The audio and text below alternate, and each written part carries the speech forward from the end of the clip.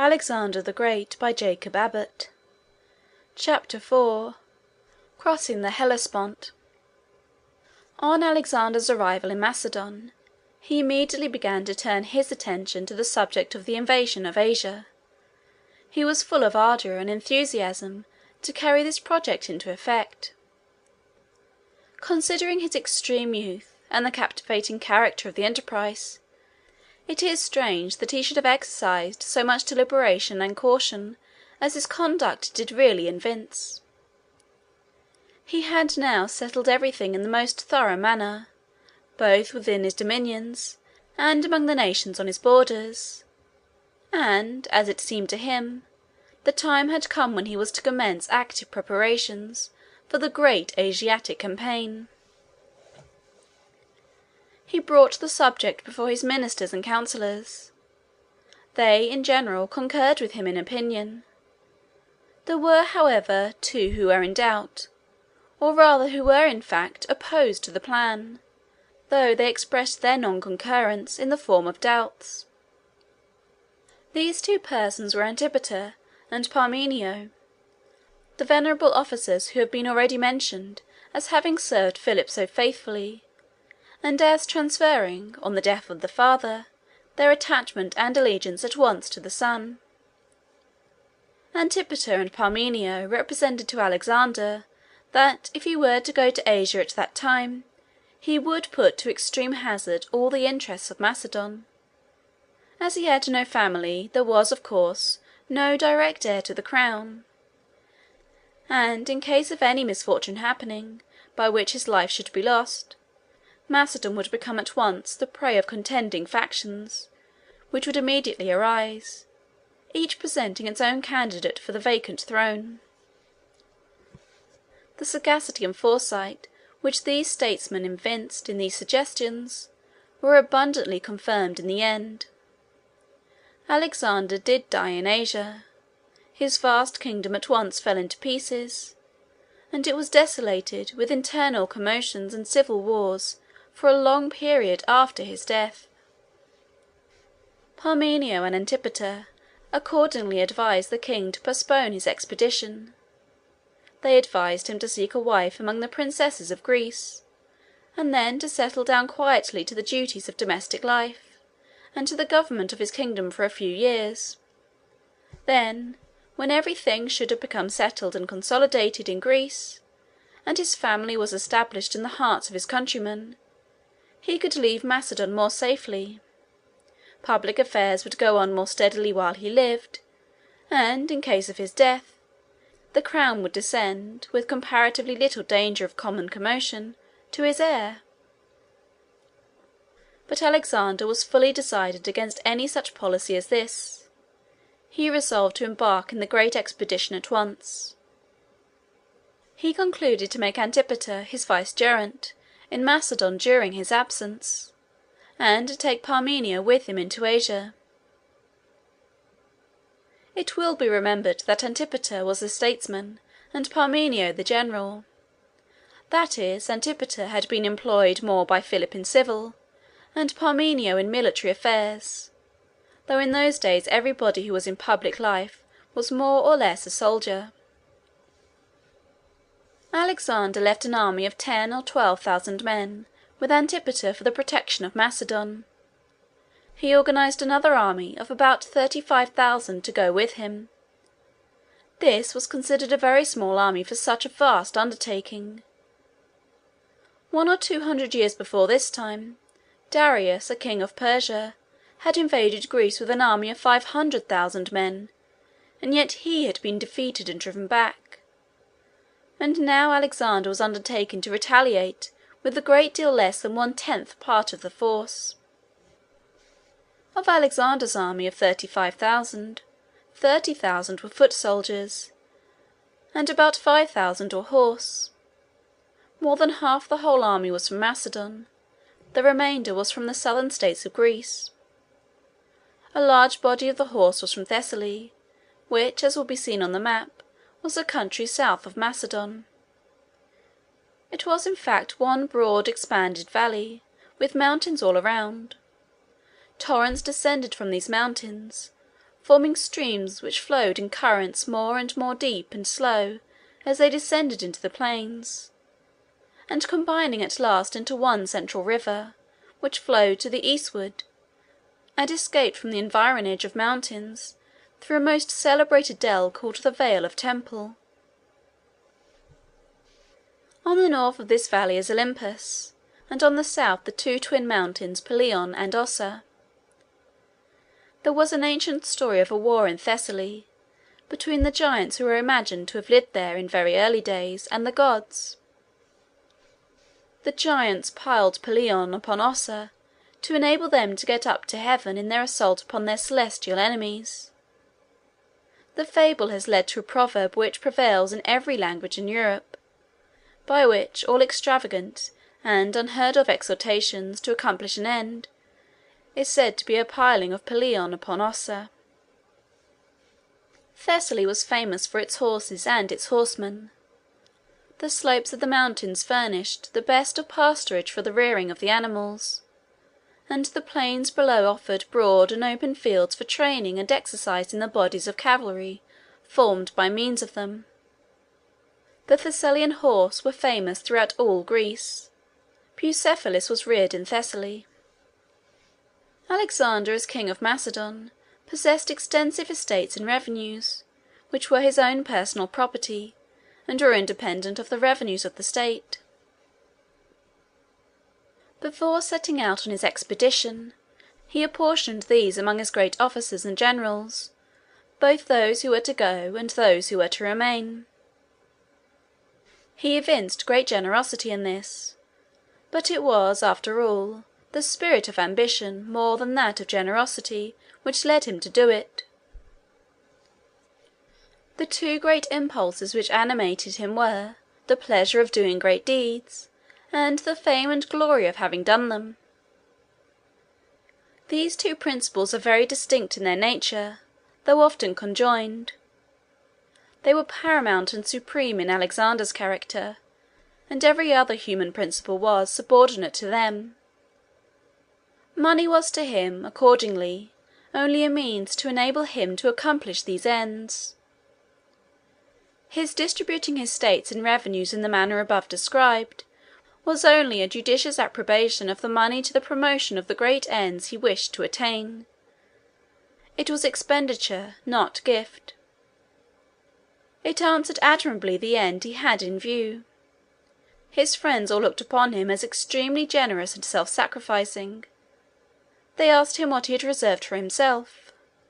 "Hope," said Alexander. At length all things were ready, and Alexander began to celebrate the religious sacrifices, spectacles, and shows, which, in those days, always preceded great undertakings of this kind. There was a great ceremony in honour of Jupiter and the 9 Muses, which had long been celebrated in Macedon as a sort of annual national festival.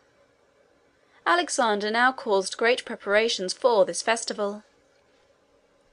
In the days of the Greeks, public worship and public amusement were combined in one and the same series of spectacles and ceremonies.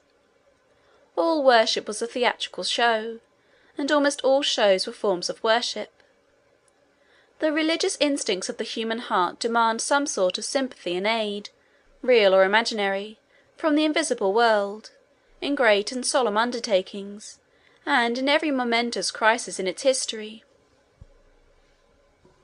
It is true that Alexander's soldiers, about to leave their homes to go to another quarter of the globe, and into scenes of danger and death from which it was very improbable that many of them would ever return, had no other celestial protection to look up to than the spirits of ancient heroes, who they imagined had, somehow or other, found their final home in a sort of heaven among the summits of the mountains, where they reigned, in some sense, over human affairs. But this, small as it seems to us, was a great deal to them. They felt, when sacrificing to these gods, that they were invoking their presence and sympathy. These deities having been engaged in the same enterprise as themselves, and animated with the same hopes and fears, the soldiers imagined that, the semi-human divinities invoked by them would take an interest in their dangers, and rejoice in their success. The Muses, in honour of whom, as well as Jupiter, this great Macedonian festival was held, were 9 singing and dancing maidens, beautiful in countenance and form, and enchantingly graceful in all their movements. They came, the ancients imagined, from Thrace in the north, and went first to Jupiter upon Mount Olympus, who made them goddesses. Afterward they went southward, and spread over Greece, making their residence at last in a palace upon Mount Parnassus, which will be found upon the map just north of the Gulf of Corinth, and west of Boeotia. They were worshipped all over Greece and Italy as the goddesses of music and dancing. In later times particular sciences and arts were assigned to them respectively, as history, astronomy, tragedy, etc., though there was no distinction of this kind in early days. The festivities in honour of Jupiter and the Muses were continued in Macedon 9 days, a number corresponding with that of the dancing goddesses. Alexander made very magnificent preparations for the celebration on this occasion. He had a tent made, under which, it is said, 100 tables could be spread, and here he entertained, day after day, an enormous company of princes, potentates, and generals. He offered sacrifices to such of the gods as he supposed it would please the soldiers to imagine they had propriated. Connected with these sacrifices and feastings, there were athletic and military spectacles and shows, races and wrestling, and mock contests with blunted spears. All these things encouraged and quickened the ardour and animation of the soldiers. It aroused their ambition to distinguish themselves by their exploits, and gave them an increased and stimulated desire for honour and fame. Thus inspirited by new desires for human praise, and trusting in the sympathy and protection of powers which were all that they conceived of as divine, the army prepared to set forth from their native land, bidding it a long, and, as it proved to most of them, a final farewell.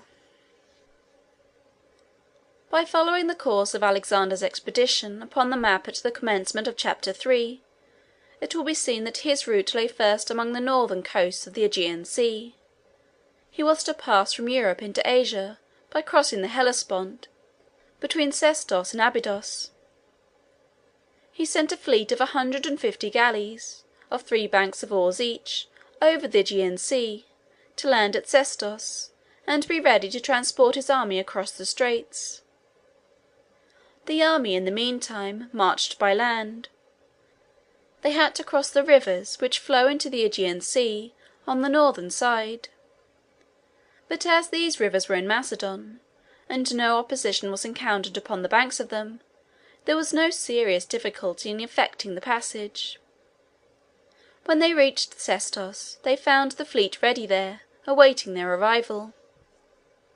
It is very strikingly characteristic of the mingling of poetic sentiment and enthusiasm with calm and calculating business efficiency which shone conspicuously so often in Alexander's career, that when he arrived at Sestos, and found that the ships were there and the army safe, and that there was no enemy to oppose his landing on the Asiatic shore, he left Parmenio to conduct the transportation of the troops across the water, while he himself went away in a single galley on an excursion of sentiment and romantic adventure.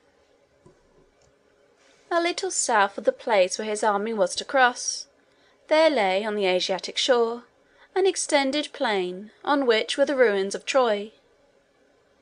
Now Troy was a city which was the scene of Homer's poems, those poems which had excited so much interest in the mind of Alexander in his early years, and he determined, instead of crossing the Hellespont with the main body of his army, to proceed southward in a single galley, and land himself on the Asiatic shore, on the very spot which the romantic imagination of his youth had dwelt upon so often and so long.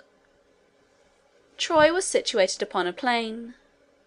Homer describes an island off the coast, named Tenedos, and a mountain near called Mount Ida. There was also a river called the Scamander. The island, the mountain, and the river remain, preserving their original names to the present day, except that the river is now called the Mender. But although various vestiges of ancient ruins are found scattered about the plain, no spot can be identified as the site of the city. Some scholars have maintained that there probably never was such a city, that Homer invented the whole, there being nothing read in all that he describes except the river, the mountain, and the island. His story is, however, that there was a great and powerful city there, with a kingdom attached to it, and that this city was besieged by the Greeks for 10 years, at the end of which time it was taken and destroyed. The story of the origin of this war is substantially this. Priam was king of Troy. His wife, a short time before her son was born, dreamed that at his birth the child turned into a torch and set the palace on fire. She told this dream to the soothsayers and asked them what it meant. They said it must mean that her son would be the means of bringing some terrible calamities and disasters upon the family. Their mother was terrified, and, to avert these calamities, gave the child to a slave as soon as it was born, and ordered him to destroy it. The slave pitied the helpless babe, and, not liking to destroy it with his own hand, carried it to Mount Ida, and there left it in the forest to die.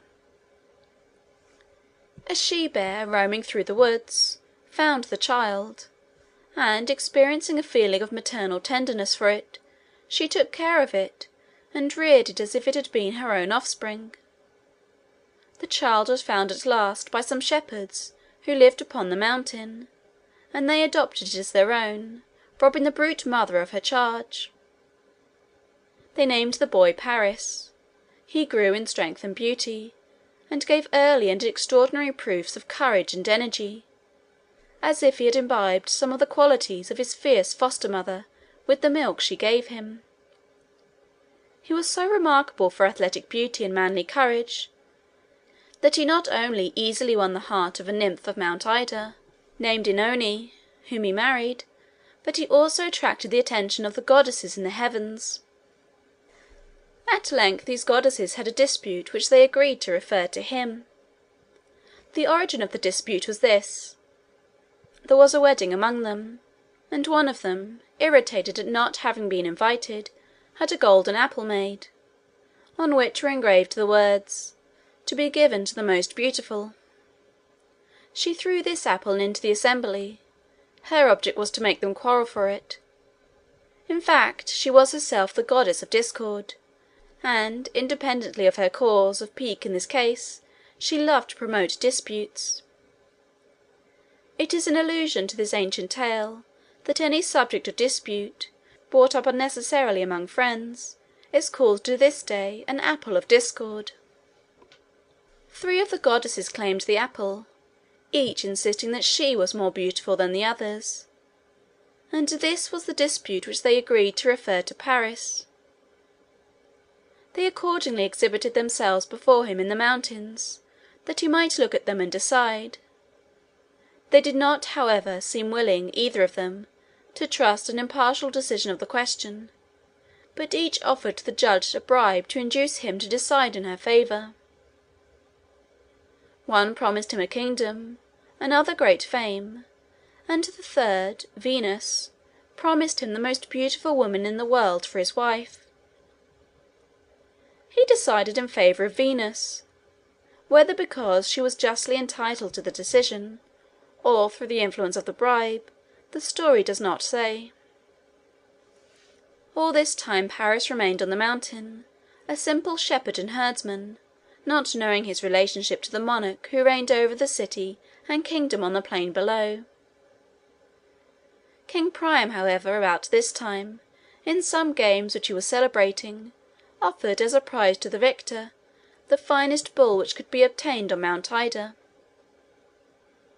On making examination, Paris was found to have the finest bull, and the king, exercising his despotic power which kings in those days made no scruple of assuming in respect to helpless peasants, took it away. Paris was very indignant. It happened, however, that, a short time afterward, there was another opportunity to contend for the same bull, and Paris, disguising himself as a prince, appeared in the lists, conquered every competitor, and bore away the bull again to his home in the fastness of the mountain. In consequence of this his appearance at court, the daughter of Priam, whose name was Cassandra, became acquainted with him, and, inquiring into his story, succeeded in ascertaining that he was her brother, the long-lost child that had been supposed to be put to death. King Priam was convinced by the evidence which she brought forward, and Paris was brought home to his father's house. After becoming established in his new position, he remembered the promise of Venus, that he should have the most beautiful woman in the world for his wife, and he began accordingly to inquire where he could find her.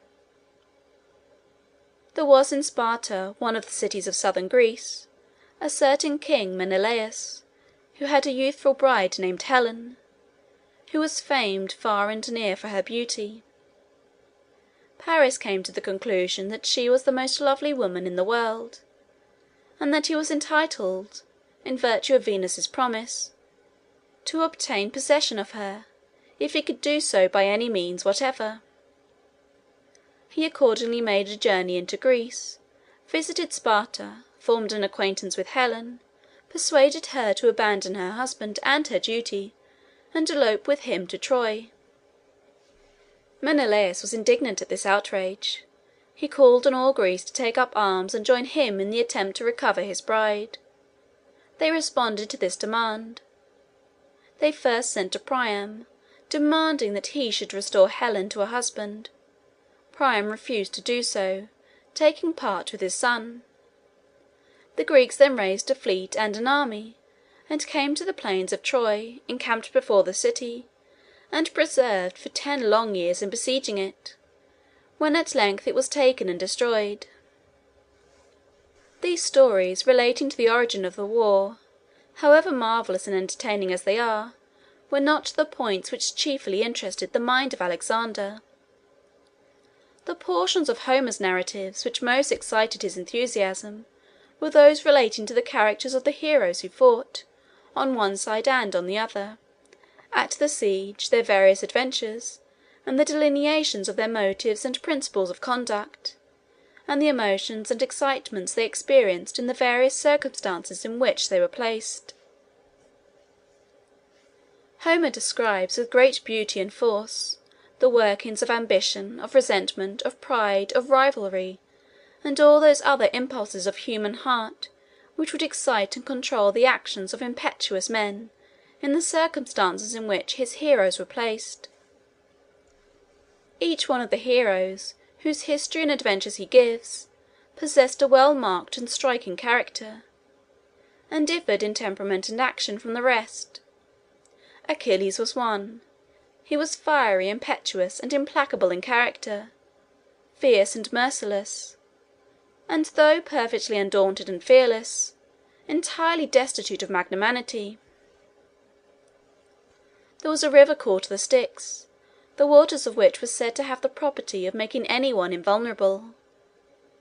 The mother of Achilles dipped him into it in his infancy, holding him by the heel. The heel, not having been immersed, was the only part which could be wounded. Thus he was safe in battle, and was a terrible warrior. He, however, quarrelled with his comrades, and withdrew from their cause on slight pretexts, and then became reconciled again, influenced by equally frivolous reasons. Agamemnon was the commander-in-chief of the Greek army.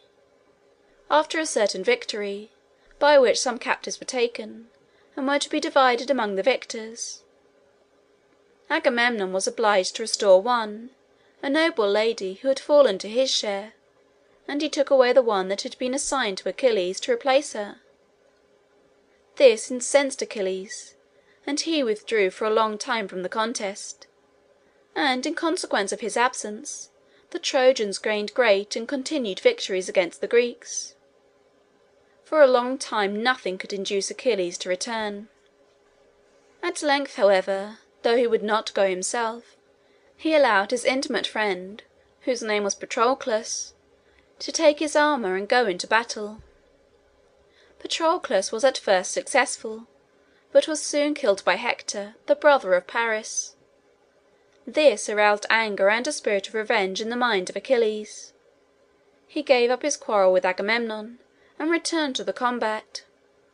He did not remit his exhortations till he had slain Hector, and then he expressed his brutal exultation, and satisfied his revenge, by dragging the dead body at the wheels of his chariot around the walls of the city.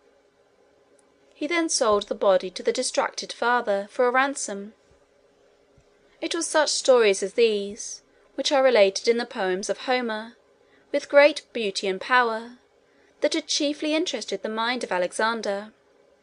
The subjects interested him, the accounts of the contentions, the rivalries, the exploits of these warriors, the delineations of their character and springs of action, and the narrations of the various incidents and events to which such a war gave rise, were all calculated to captivate the imagination of a young martial hero.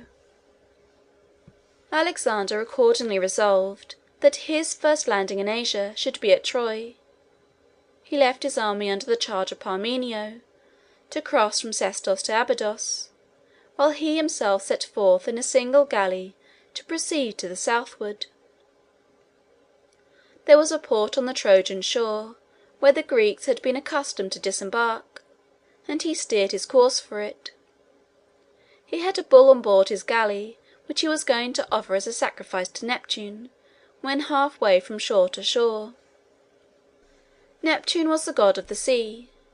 It is true that the Hellespont is not the open ocean, but it is an arm of the sea, and thus belonged properly to the dominions which the ancients assigned to the divinity of the water.